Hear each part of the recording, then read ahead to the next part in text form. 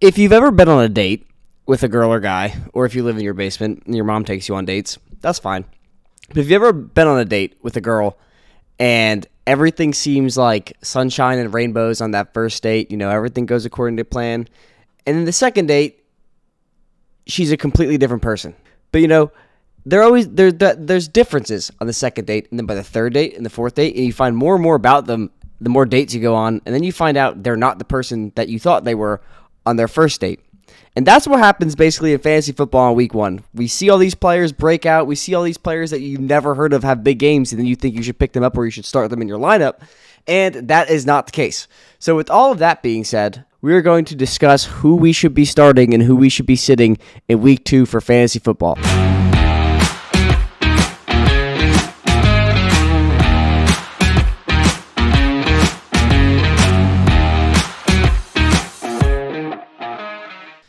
First up on this list, I got Jaylen Waddle. People could be wondering, it's a tough matchup. Tyreek's there. Should I really be starting Jaylen Waddle over some other guys? And why I think you should start Jaylen Waddle, well, first and foremost, the Ravens lost one of their starting corners in Kyle Fuller. Cedric Wilson's questionable, and he's definitely going to see an increase in targets. I think Tua, as a quarterback, the more duress he's under, the more he looks for his check down or his safety blanket. And I think being that he has way more chemistry, way more reps with Jaylen Waddle than Tyreek Hill, he's going to be looking to give the ball to Jaylen Waddle in much more difficult matchups than like last week. I actually already forgot. Oh, against the Patriots. And the Patriots are not a good team if you've kind of been checked out. But just some numbers for you. Jaylen Waddle is seeing 16.1% of the team's targets, and he had 5 targets last week. I expect those numbers to go up, especially with Cedric Wilson out. I do think, though, that Chase Edmonds will see more targets than he did last week. But my argument for Waddle all year has been his volume is going to go down, but his efficiency is going to go up because the Dolphins' offense is no longer Mike Gesicki and just Jaylen Waddle. Now there's weapons all over the place, and they actually have a brain running the offense and Mike McDaniels. So I like Waddle this week. I think this is a very interesting week. We're only on that second date, so there's a lot to learn still, but I think that Jaylen Waddle is definitely going to see a huge... I think his production in tougher matchups for Tua, we should see uptick in Waddle production. That's my theory. I think Waddle's going to be fine either way. That's not what I'm basing this argument off of, but that's a theory I have that I'm just keeping in the back of my mind that I want. Curious what you guys think about it, but definitely going to start Jaylen Waddle this week. Next up on this list, I got Ramondre Stevenson. I think Ramondre Stevenson, there's going to be a video out tomorrow about players you should be trying to buy or sell. And I think that Ramondre Stevenson is a must-start this week, but he's also a must-buy. Ty Montgomery is hurt, who, if you didn't know, was the pass-catching back in the Patriots offense. The Patriots always have a pass-catching running back, and now Ramondre Stevenson, kind of the breadcrumbs from camp were leading us to believe that Ramondre Stevenson could be that guy. He could be the pass-catching back, and he could be the first 3-down back we've seen in New England in a very long time. So with Ty Montgomery being hurt, he's the next pass-catching backup. And I really do think that Ramondre has the potential to be a 3-down back, like I kind of just mentioned. And I think he's definitely going to be the guy with Ty Montgomery not being there who plays in the 2 and 4 minute drill. So I'm starting Ramondre in the leagues I have him. I think he's a must-start this week, and I'm definitely looking to buy Ramondre Stevenson where I can. Next up on this list, I got Julio Jones. I think this is a game where I'm predicting a big Julio breakout. Not a breakout, but a big game for Julio. I don't think that... I haven't seen, at least on Twitter or on YouTube, a lot of people talking about Julio Jones, and I think this is going to be one of his best games of the year, being that it's against a divisional opponent who he has much familiarity with in the New Orleans Saints. Julio has seen already 18.5% of the team's target share. Chris Godwin's out. And Mike Evans is questionable. So if he's seeing 18.5% of the team's targets with everybody, with all of the starters, you could only expect it to go up with Chris Godwin out. And if Mike Evans doesn't play, Julio Jones is going to get 1 million targets. And I don't think the questionable knee injury, I don't think that's a thing because, it might be, but Julio Jones has never been one to practice. He's always on the injury report. But I also think that he's just kind of at the point in his career where he knows his body and he's not going to practice every day because his body just can't handle it. And that was it. I saw that in an interesting video about Julio Jones. But I think Julio, especially if Mike Evans is out, is a must play, and I already do think he's a must play. I really like this matchup. I'm predicting the Bucs to win for the first time, for Tom Brady to finally beat the Saints in the regular season. So I'm gonna go ahead and start Julio. I think he's a must start, but let me know what you think in the comments.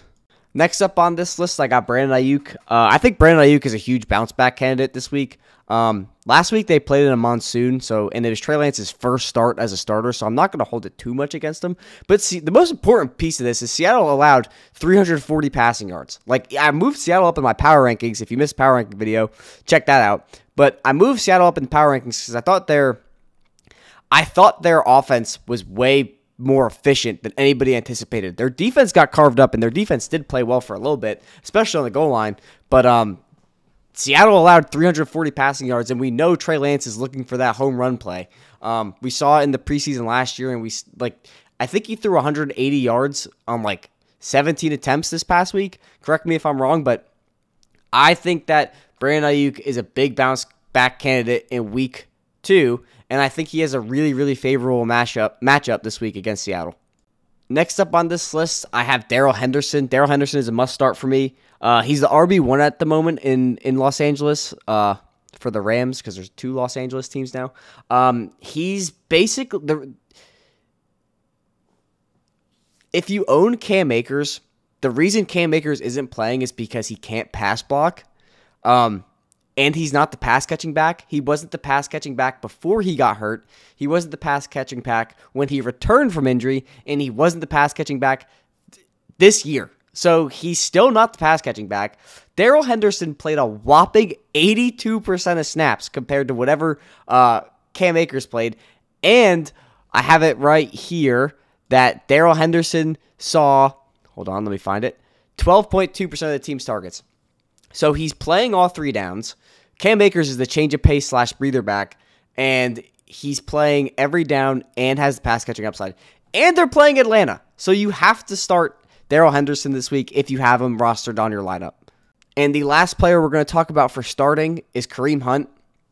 I wish I was on the Kareem Hunt train earlier, and it didn't dawn on me until 3 days before the season started that Kareem Hunt was probably, especially if you went 0 RB, which I did not advise, but if you went 0 RB, I said you should be targeting A.J. Dillon and Ramondre Stevenson. I am so upset with myself for not putting Kareem Hunt in that list, because you're drafting Nick Chubb in the 3rd round or the 2nd round, who's not a pass-catching back.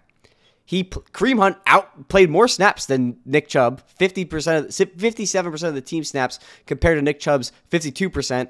He also had 13.3% of the team's targets in an offense that doesn't pass the ball, and he's in a 50-50 split with Nick Chubb that he currently has more. He's playing more. So Kareem Hunt, if you got him, you have to start him. I think he's such a steal. Plus, we saw that he stole 2 touchdowns away from Nick Chubb. I think just with the pass-catching upside, it doesn't matter who's scoring the touchdown, but you have Kareem Hunt, who has the upside of catching passes, and he can score the touchdowns. So if Nick Chubb scores touchdowns, Kareem Hunt should still get you 15 points. Plus, Jacoby Brissett is playing, so he's going to look to hit his checkdowns, and he's playing more snaps than Nick Chubb. You have to go out and buy Kareem Hunt, and you have to start Nick Chubb if you have him.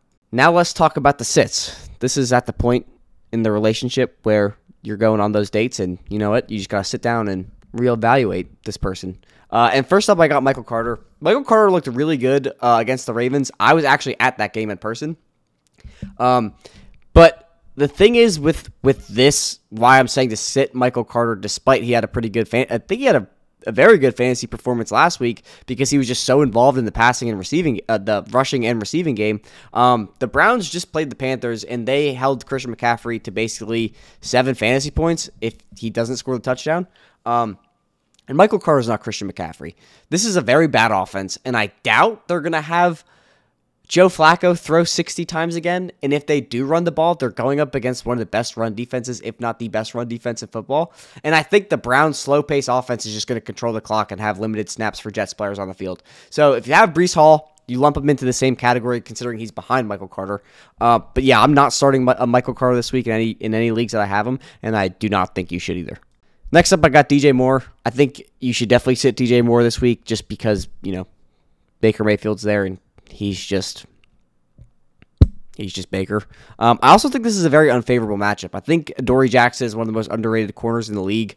And this game plan is definitely going to shift way more in favor towards Christian McCaffrey. Christian McCaffrey only had 15 touches last week. That's not going to happen again. DJ Moore did play 100% of the snaps, but let's not forget that the Panthers recovered 4 fumbles, 4 of their own fumbles. So if they lose 2 of them, that's 2 less possessions. So I'm not high on DJ Moore, and I'm not confident in this passing attack, and I think it's definitely going to funnel through Christian McCaffrey, especially for this week. Next up, I got Rashaad Penny. I think that I might be wrong about this one, but I'm going to go with my gut and tell you to sit Rashaad Penny. Kenneth Walker returns this week. He's officially off the injury report and ready to play. We have no idea what that's going to look like. We don't know what his workload's going to look like. We don't know how much he's going to take away from Rashaad Penny. I think Rashaad Penny looks like a really good running back in real life, but they're playing the 49ers, who has a great run defense, and I think they're not going to score a lot of points this week. So if Penny's not catching passes, he really doesn't have the upside to start this week, and if they're not scoring touchdowns, he doesn't have that touchdown upside. So I don't really see any scenario in why you should start Rashaad Penny, other than I think he's actually a really good talent, and he could potentially just take over this game, but I don't see it happening. But we'll see. Why I think I'm really wrong about this is the Seahawks have had the 49ers number the past 4 matchups, I think. So there is this off-chance scenario that Pete Carroll outcoaches Kyle Shanahan and Rashaad Penny goes nuts. But I'm going to tell you to sit Rashaad Penny on this one. I won't be upset if you give me pushback. Next up, I got CeeDee Lamb. So my one concern with CeeDee Lamb before the season started, and this is, I talked about this in the past video, I really worried about if this kid actually could be the one. There was no question of the volume or what his role was. Jerry Jones was very adamant in saying, we expect CeeDee Lamb to be the one and be it well. But now Dak Prescott's gone. He also looked bad with Dak Prescott there. Cooper Rush is the quarterback. He had 2 receptions on 11 targets. He didn't score a touchdown. And I think this is going to shift to a run-first offense, especially with Cooper Rush playing. So for the next 4 weeks, I think that CD is going to trend downwards, and I think I'm thinking about it in my head right now if I should put him on in the buy sell video, because I think there's going to be a point in the season where you could buy him really low, and I think this is the last week of the year you could sell him really high.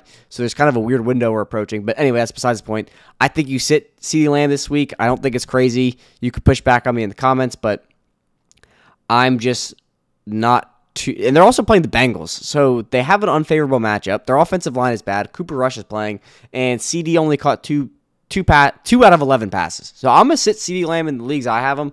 I definitely would be thinking about trading CeeDee Lamb maybe after this week. Next up, I got Robert Woods. I think that if you have Robert Woods, I wouldn't have told you to draft Robert Woods, just being that he's coming off the ACL tear. But I think this is a really bad matchup for the Titans. I think they're going to run the ball a lot. I think this Bills secondary is very, very good. I think if the Bills bounce back, it's on the back of... I'm sorry, if the Titans bounce back, it's on the back of Derrick Henry. This is going to be a Henry-first offense, and Kyle Phillips matters. Kyle Phillips led this team in targets last week, and I think that Ryan Tannehill really likes throwing to his slot, especially when he's under pressure, which he will be this week, because the Titans' offensive line is really, really bad, and the Bills' pass rush is really, really good. So I think we're going to see a ton of Kyle Phillips this week. Maybe if I wanted to get crazy, I would tell you to start Kyle Phillips this week, but honestly, I don't have the nuts to do that, so I'm not going to tell you to do that. But I'm definitely sitting Robert Woods this week. He had like 2 targets last week in a better matchup. So I think against the Bills, I'm definitely sitting Robert Woods. And last up on this list, I have Darnell Mooney. I think the Bears' offense is really bad. I think that even though they won, it was a very bad performance. It was a very inefficient performance. And the Packers secondary, the Packers defense, all they have to do is bracket Darnell Mooney. They're going to put an immense amount of pressure on Justin Fields. I think the game flow is going to have to be through the ground game, even though the Packers' defensive front and their front 7 might be just as good as their secondary. But I think that Darnell Mooney is going to have another pretty rough outing. He might be someone that you see pop up on next week's buy or sell list, because I do believe in Darnell Mooney and I do believe in Justin Fields. I just think he's going to have another bad game this week, and he's going to be looking. That's someone you could definitely look to buy next week. But this week I'm sitting him. I think it's like the Packers are just going to dominate this game. I also think that being that they're coming off a pretty bad loss, they're going to look to bounce back in a big way and dominate both sides of the ball. So I'm going to sit Darnell Mooney this week. But that's going to do it for this video. That's going to do it for me. Let me know who you think. Let me know any questions you have in the comments, and I'll try to answer them best I can. Check out our other content. We have NFL stuff and fantasy stuff posting all the time. We're not posting every day, but we do post a bunch of stuff each week. But like, comment, subscribe, do all that cool stuff, and let me know what you think in the comments, and let me know if you have any questions. But that's going to do it for me, and I'll catch you in the next video. Peace!